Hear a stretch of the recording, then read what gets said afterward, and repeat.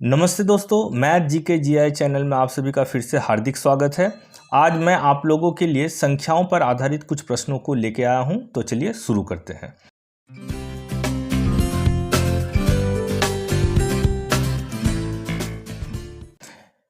एक नंबर प्रश्न को हम लोग देख लेते हैं, जो कि एसएससी 2010 में आया हुआ था। दो संख्याओं के योगफल तथा गुणनफल क्रमशः 11 तथा 18 है। इन संख्याओं के व्युत्क्रमों का योगफल कितना होगा? तो मान लेते हैं वो दोनों संख्या में से एक संख्या है x और दूसरी संख्या क्या है y। अब देखिए यहाँ पे बोल के रखा है इन दोनों का अगर योगफल करते हैं तो वो 11 हो जाता है। तो हम लोग लिख लेते हैं x प्लस y, दोनों को अगर योग करते हैं तो आ जाता है 11, और अगर इन दोनों का गुणनफल करते हैं तो वो आ जाता है 18। तो इसका मतलब x गुना y, दोनों को गुना करने से आ जाता है 18। तो xy बराबर 18। अब हमको निकालने के लिए क्या कहा गया है? इन संख्याओं के व्युत्क्रमों का योगफल कितना होगा। अब व्युत्क्रम का मतलब होता है रेसिप्रोकल। रेसिप्रोकल मतलब मान लीजिए अगर ये सिर्फ x था तो x मतलब x बटा 1, जिसके डिनोमिनेटर में कुछ नहीं होता उसके नीचे मान लेते हैं 1, तो इसका व्युत्क्रम मेरा क्या हो जाएगा 1 बटा x। उसी तरह से ये अगर y बाय 1 है तो ये मेरा हो जाएगा 1 बटा y। तो यही पूछा गया है, तो इन संख्याओं के व्युत्क्रमों का योगफल कितना होगा। तो चलिए निकाल लेते हैं। 1 बटा x जोड़ 1 बटा y, ठीक है। इसका लॉस ऑफ 1 निकाल लेते हैं, xy ही आएगा। तो x अगर कट गया तो ये मेरा y प्लस y से y कटा तो मेरा x। तो मतलब यही हो गया, y प्लस x का मतलब x प्लस y ही हो गया बटा xy। अब देखिए x प्लस y का जो मान है वो मेरा निकल चुका है, यहाँ पे 11 दे के रखा है तो हम लोग बिठा देंगे 11, और xy का भी वैल्यू देखिए यहाँ पे 18 दे के रखा है तो हम लोग बिठा दिए इसका वैल्यू 18। तो इसका मतलब मेरा फाइनल आंसर आ गया, जो कि 1 by x plus 1 by y का आंसर हो जाएगा 11 बटा 18। तो ये हो जाएगा 11 बटा 18, ये है ऑप्शन डी में दे के रखा है। अब चलिए आ जाते हैं प्रश्न 2 में, जो कि एसएससी 2010 में आया था। दो पूर्ण संख्याओं का गुणनफल 37 है। इन संख्याओं के अंतर का वर्गमूल कितना होगा? तो देखिए सबसे पहले ये हमको देख लेना है, जो 37 जो है वो मेरा एक अभाज्य संख्या है। अभाज्य संख्या का मतलब है प्राइम नंबर। तो अभाज्य संख्या सिर्फ अपने आप या एक से कटती है।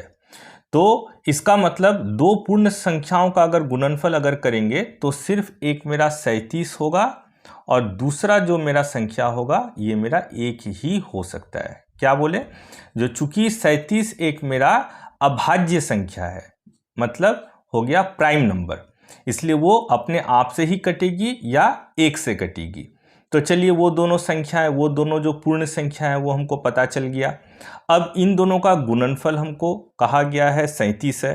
अब इन संख्याओं के अंतर का वर्गमूल कितना होगा?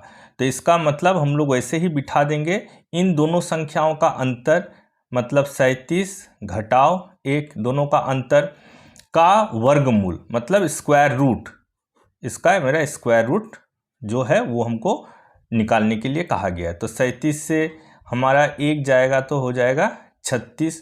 तो अगर 36 का अगर हम लोग निकालना चाहते हैं तो 2 से 18, 2 से 9, 3 से 3, तो मेरा आ गया 2 गुना 2 गुना 3 गुना 3। अब स्क्वायर रूट से या वर्गमूल से दो पेयर से मेरा बाहर निकलता है सिंगल, तो 2 गुना 3 आया। तो इसका मतलब ये है आंसर 6, जो कि ऑप्शन मेरे बी में दे के रखा है। अब प्रश्न 3 को देख लेते हैं, जो कि एसएससी 2010 में आया हुआ था। यदि 3 क्रमागत प्राकृत संख्याओं के वर्गों का योगफल 110 हो तो इनमें सबसे छोटी प्राकृत संख्या क्या है? प्राकृतिक संख्या का मतलब हो गया नेचुरल नंबर, और क्रमागत का मतलब हो गया कंटिन्यूअस। तो देखिए प्राकृत संख्याएं जो कि क्रमागत है तो वो क्या है? मान लीजिए पहली संख्या अगर हम लोग मान लेते हैं अगर 2 है तो 2 के बाद क्या होता है? 3 कंटिन्यूअस चल रहा है। उसके बाद 4, 4 के बाद 5, 5 के बाद 6। तो देखिए ये क्रमागत हो गया। तो क्रमागत कैसे आया? तो सभी के साथ देखिए 2 के साथ अगर हम लोग +1 जोड़ते हैं तो 3, 3 के साथ अगर हम लोग +1 जोड़ते हैं तो 4, 4 के साथ +1 जोड़ते हैं तो 5। तो इस तरह से +1 जोड़ने से मेरा क्या आ जाता है, नेक्स्ट जो क्रमागत संख्या है वो मेरी आ जाएंगे। अब देखिए तो हम लोग वैसे ही पहला क्रमागत संख्या या पहला जो प्राकृत संख्या वो तो हमको पता नहीं है, तो हम लोग उसको मान लेते हैं वो मेरा है x। तो दूसरा क्या हो जाएगा? दूसरा संख्या हो जाएगा मेरा x + 1। ठीक है। अब तीसरा क्रमागत संख्या क्या हो जाएगा? ये x + 2। क्यों आया? देखिए यहाँ पे अगर 2 के बाद अगर हमको 3 लाना है तो इसमें 1 जोड़ दिए, लेकिन 2 के बाद अगर 4 लाना है तो 1 और 1 हमको क्या करना पड़ेगा? 2 जोड़ना पड़ेगा। तो ये 3 क्रमागत हमारा प्राकृत संख्याएं हो गए। अब बोल रहा है इन तीनों का वर्गों का योगफल, इन तीनों के वर्गों का योगफल 110 है। तो ठीक है, तीनों का हम लोग वर्ग कर दिए और ये प्लस कर दिए। तो योगफल हमको बोल रहा है 110 हो जाएगा। तो इनमें सबसे छोटी प्राकृत संख्या क्या होगी? तो जो वैल्यू मेरा x का निकलेगा वही सबसे छोटी संख्या मेरी हो जाएगी प्राकृत। तो देखिए पहले इसको हम लोग बिठा लेते हैं। x² + a + b का होल स्क्वायर है, तो ये a² + 2ab मतलब 2x ही होगा, प्लस b का स्क्वायर मतलब 1 का स्क्वायर से 1 ही आएगा। उसी तरह से ये भी बिठा देंगे, a² + 2ab मतलब 2ab मतलब 2 × x × 2 दैट इज डायरेक्ट हम लोग 4 बिठा देते हैं। 4x प्लस b का स्क्वायर मतलब 2 का स्क्वायर, ये हो जाएगा 4 बराबर 110।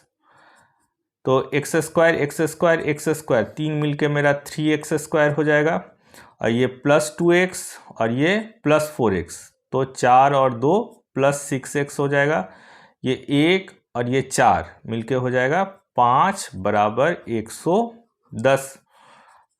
3x² + 6x + 5 और इसको इधर लेके आ जाता है तो -110 आ जाएगा बराबर 0।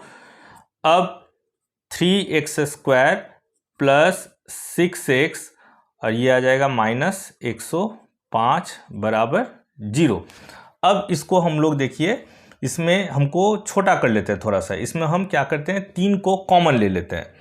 तो 3 अगर हम लोग कॉमन लेंगे तो देखिए ये x² + 3 दूनी 6x और ये मेरा हो जाएगा 35 हो जाएगा ये वाला, तो = 0।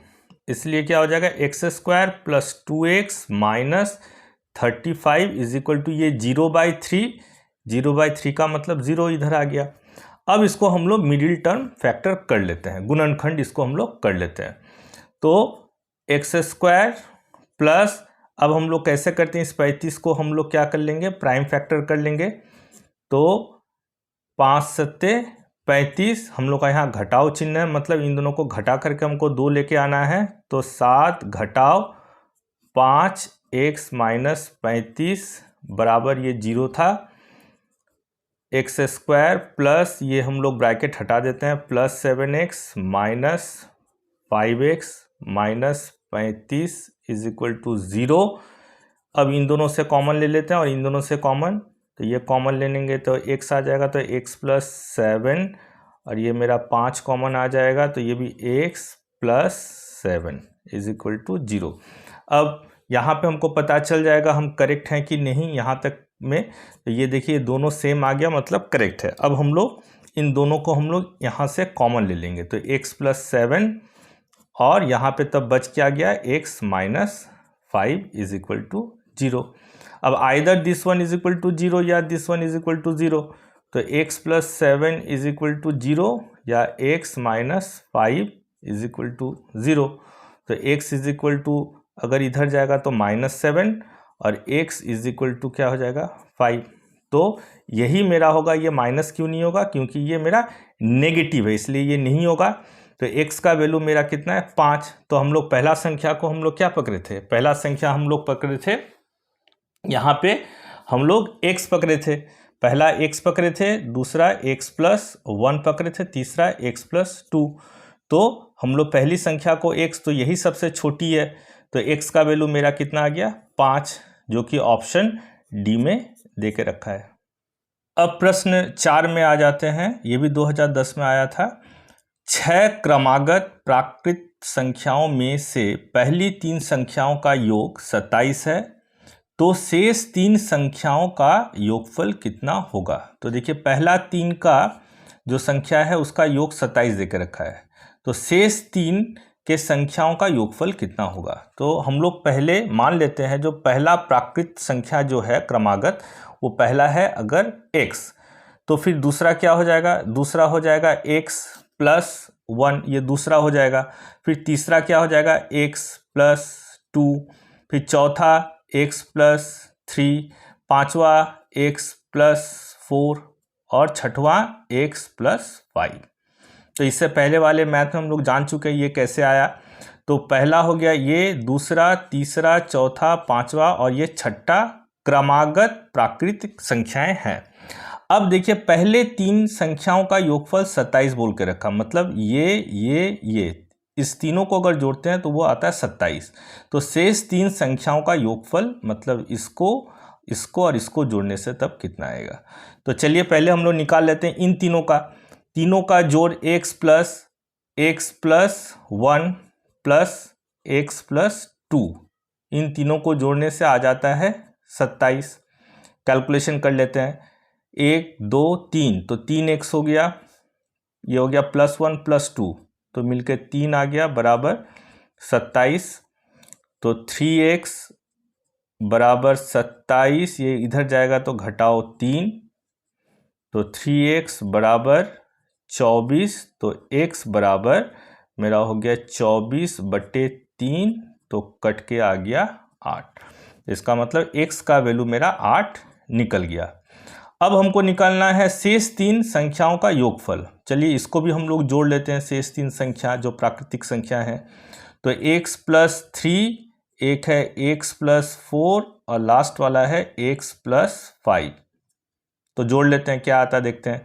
तो 1 2 3, इसमें भी मेरा 3x है, प्लस ये हो गया 4 और 3 7, 7 और 5 को अगर जोड़ेंगे तो 12। तो अब देखिए यहाँ पे x का जो वैल्यू है हम लोग का 8 निकल चुका है, तो यही चीज़ वैल्यू यहाँ पे पुट कर देंगे।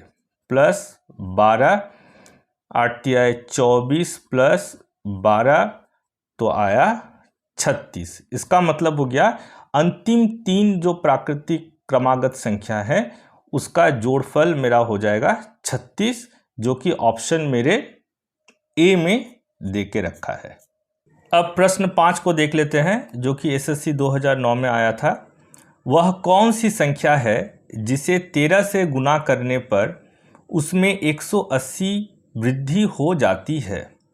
तो मान लेते हैं वो जो संख्या है वो संख्या हम लोग x मान लेते हैं।